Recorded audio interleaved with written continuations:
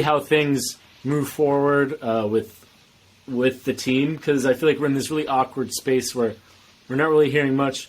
We technically don't have a manager. I guess they're not rushing it, but a future manager could be Jesse Marsch, who got fired from Leeds. As we've kind of been saying, or at least as I've been saying, I think the general layman's kind of argument is that a certain sector of the fan base just expect him to be the next manager, and he could be now, but he has been fired from Leeds. He didn't do a particularly great job there. Well, what do you make? First of all, what do you make of his firing from Leeds? And what do you make of his potential as a national team manager? But let's just start with his performance at Leeds, though. So first off, what I make, I thought it was, I definitely thought it was possible he would get fired before the end of the season. I was shocked that it happened the day that it happened. Right? They basically let him pick players. He picked Weston McKennie, another American, Max Wober, who is a former player of his at Salzburg, and then Jorginho Rutter, who was, I guess, a guy that from Hoffenheim that he saw as somebody that fit his system, fit his mentality and philosophy of how to play. And they, if what the West McKinney buy clause is triggered, we're looking at between those three players about $100 million. So they essentially let Jesse Marsch throughout the January window have $100 million to spend on three new players, and three new players that him specifically wanted. Right? I don't think those three players would have come just because that's what the board wanted. That's because Victor wanted. Those were, I think, guys that Jesse Marsch identified as people he wanted to play, have to play under him. And then they give him one game, right? So there's one after that window, one game, the Nottingham Forest game. And that's it. One game they lose and he gets fired. So I thought it was definitely, it felt very sudden. Obviously, when you look at results, right, it was 2 wins out of the last 17. Based on that, of course, it makes perfect sense he would get fired. That's a really bad run of form. But then there's also the reality of the situation of Leeds is a very young team. They weren't very good last year. They almost, they came in at 16th or 17th. They were a spot or two away from getting relegated. Yeah. As far as where they were in the table, it was about the same as last year. I think it would be even better than where they were at this point last year. And it's a young team that he was trying to get them to play in his style. And these things take time.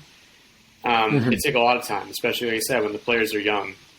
But I think the reality of the Premier League is that relegation, as awesome as it is, because it makes games so exciting, it's such a daunting thing for clubs and particularly owners and boards, because the financial loss of getting relegated is so ginormous that clubs just don't really have the time to rebuild from the ground up.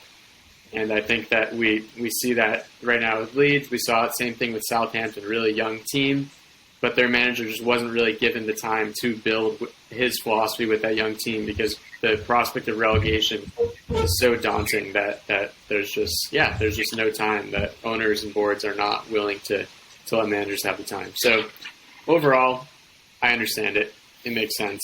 I think it's unfortunate for him just because it wasn't enough time to really install his philosophy in a young team. Yeah. It's interesting because they spent so much money and then they let him go. Yeah. I find it odd. That the interesting thing about the Premier League right now is it's kind of like they're spending American sports franchise money on these teams when there's just not. And the one thing that, and probably the reason why the NFL, owning an NFL team costs so much, is just the stability. You're going to be in the NFL, you're going to make a ton of money. Right. Americans spend a lot of money on jerseys and crap. But you just don't have that stability. So you have these owners. We have the 49ers owner, Jed York, is investing a lot in the team. People are saying he'll eventually be the owner. So there's probably a lot of desperation, and something I've kind of picked up on from other publications. They don't, and it makes a lot of sense. They don't really have a plan. They don't seem to have a plan. Like if they had a plan, they probably would have hired another manager by now. Well, I think their first two choices turned down the job. Yeah, and it makes sense though too for coaches. Like it's like why would you want to get hired on a team that if they get relegated, and they very well could get relegated, you're just going to get fired again anyways in 4 months, right? Yeah, and like one of the people that they had the West Brom manager, who turned down the job, right? And then they had the Rayo Vallecano manager, Andoni Iraola. Like he has Rayo Vallecano like in 5th place in La Liga. Like unless you're like the most diluted like Premier League Premier League like absolutist. Yeah. Like there in the world. There probably was. I mean, I think there's a Dutch manager, right? Too. They reach out to Feyenoord manager. Yeah, right. I think, and he's first place in Eredivisie. Right, like, that's a big deal for Feyenoord. I think you hit on the head there. I think there is this kind of like Premier League arrogance that any manager from anywhere, any other league, no matter how he's doing with that club, is going to want to manage a Premier League team. Yeah. So we can just like snatch anybody from Spain or the Netherlands. And I think that is kind of the Premier League. Yeah. Like, arrogance. Like Iraola could be coaching in the Champions League next year with Rayo Vallecano, or he could be in the Championship with Leeds. Yeah. Well, he wouldn't even. I mean, whoever gets hired, if they get relegated, they're going to get fired at the end of the year. Anyway. Like I don't. Yeah. It's hard to imagine them staying on. Yeah. So it's silly. Yeah. But Jesse Marsch now is gone again. It's tough. I mean, I think it's always tough to judge a manager over such a short period of time. He was only in the job for a year. He kept them up, and then they're obviously in a bit of a precarious situation. Right. Now, you're never sure whose fault it is, I think. Like, that's the only honest answer. Unless you're in the club, unless you're, like, there every day. And if Jesse Marsch is, like, telling players to screw off, and is, late to meetings and, is like arrogant, is all hell, then maybe we could understand that, but we don't know that. Like, we don't know that. So, again, he was offered the job at Southampton. Kind of a similar, that's an even worse situation than Leeds. Yeah. I mean, I think I'm probably happy for Jesse Marsch in the end that didn't work out, because there's no way Southampton's not getting relegated, right? Yeah. I mean, I think, probably their squad just looks so uninspiring to me. Like, they have nobody other than James Ward-Prowse. He's kind of on the other half of his career. Yeah, there's nothing interesting about the Southampton team. At least that I've. I will say that. So I think we kind of touched on it before, but the big thing, kind of my takeaway from this Jesse Marsch firing, and I think this connects to what we were talking about earlier with how American soccer, MLS can get more fans. And I think like it is promotion relegation, right? I think that would do a huge thing for MLS. Just it makes every single game exciting. Every game matters, and I think that if MLS did that, it would be a really good thing for the league. But I think what we saw with Jesse Marsch and Leeds is kind of that downside of relegation, and it's basically the idea of clubs are not able to rebuild, right? And we see that in American sports all the time. Mm-hmm. Famous one, the Philadelphia 76ers, like trust the process, 76ers, right? And it's that willingness, and even like having your fan base be okay with, okay, we're going to suck for a couple of years, but that's because we're building something here, right? And sometimes it works, sometimes it doesn't work. But I think a lot of the times it does work to be willing to be bad for a couple of years, but just take the time to piece together the team that you want. And you can do that in American sports leagues without relegation, but you just can't do that in leagues with relegation. So I think that's one kind of takeaway I had from this. I love promotion relegation. I think MLS should have it. I think the NBA should have it. I think MLB should have it. I think it would make all sports in America more exciting. But that is, for me, one downside, and I think that is probably what cost Jesse Marsch his job, is that system. If that makes sense. I don't know. Yeah. Unless you're, I mean, it definitely doesn't work. Unless you're Arsenal, unless you're like a big enough club where you can, you have a good enough squad where you're like, okay, we'll finish 8th or 10th. Yeah. But even then, yeah, I think that anxiety about missing, getting relegated, especially for level 1 or something, or even the anxiety about missing the Champions League or even European competition together. Yeah, I mean the money is it's a huge difference. Premier League. Even between Champions League and Europa League. I mean, I think that's talking about things to improve soccer, European soccer. I think minimizing the financial incentives between Champions League and Europa League, that would be a good thing. But that's a whole other topic. Do you think Jesse Marsch should be the U.S. national team coach? I do not. No. Why do you think so? Okay, first of all, I definitely think he'd be a big upgrade to Greg Berhalter. I think that would not hard. I think he would pick the right squad.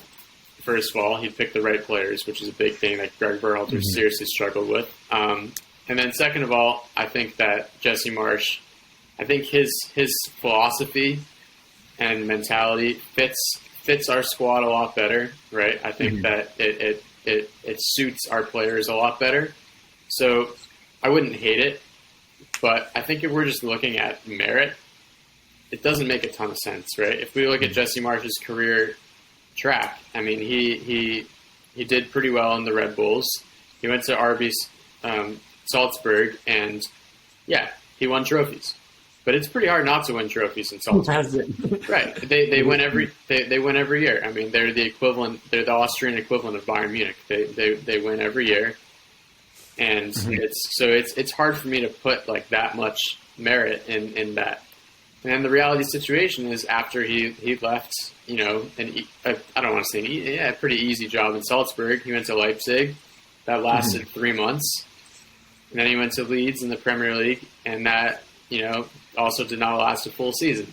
So I think if we're just looking at merit, it doesn't make a ton of sense. I mean, and as far as success. And I definitely think Leeds, I think it was a tough situation.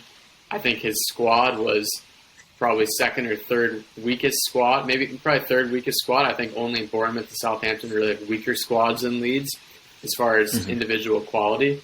So I think it was a tough situation for him. But at the end of the day, it would probably still be considered a failure of a tenure. And, I'm open to have him be in the conversation of the manager. I don't think that it would be a disaster or horrendous. But all these fans that are like, okay, hire Jesse Marsch. Now we can hire Jesse Marsch. Thank God. Now we finally have Jesse Marsch. It just doesn't make any sense to me. I mean, a lot of the mentality of a certain subset of the national team fans doesn't really make any sense. But he is the only American manager that's really out there. So I kind of get it. But there's also this idea of we need a manager that's coached in Europe. Yeah. That's coached in the Premier League, whatever it is. I mean, maybe, but I just feel like first and foremost, a good coach is a good coach. Doesn't matter where they're based out of. Second of all, the national team coaching seems to be very different than club coaching and also I think good coaches can kind of come from anywhere. Look at Morocco's national team coach. He had no experience in any top level, right? And he did a great job. I mean, I really believe that the national team coach it should not be somebody with this crazy, complicated philosophy and tactics. Really, a national team coach should be somebody that says, okay, these are my best players. This is how I'm going to set them up. Lineup and formation. This is how I'm going to set them up to succeed. But on the pitch, you want them to be able to express themselves and play freely and creatively.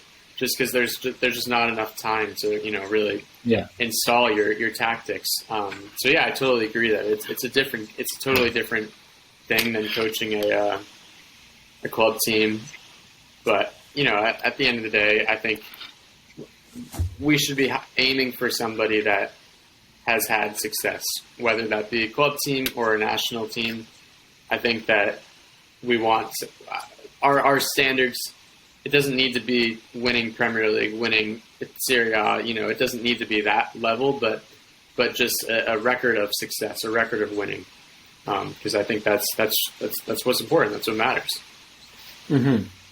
It is what matters. Yeah, and it's a little crazy, and that's why again when people get super excited about the idea of Jose Mourinho being coach, I'm like, I get it, but also like no, I don't think I want him to be a coach. Well, again, like just for other problems, other issues, that would be crazy.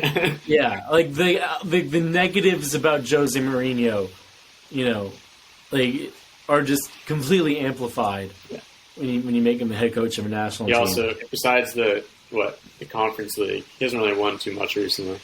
He is not, no. So, and he's brought Roma to. Like, I think they're not bad. Well, the new craze over the past couple of days is Thierry Henry. What do you think of that? Yeah, no.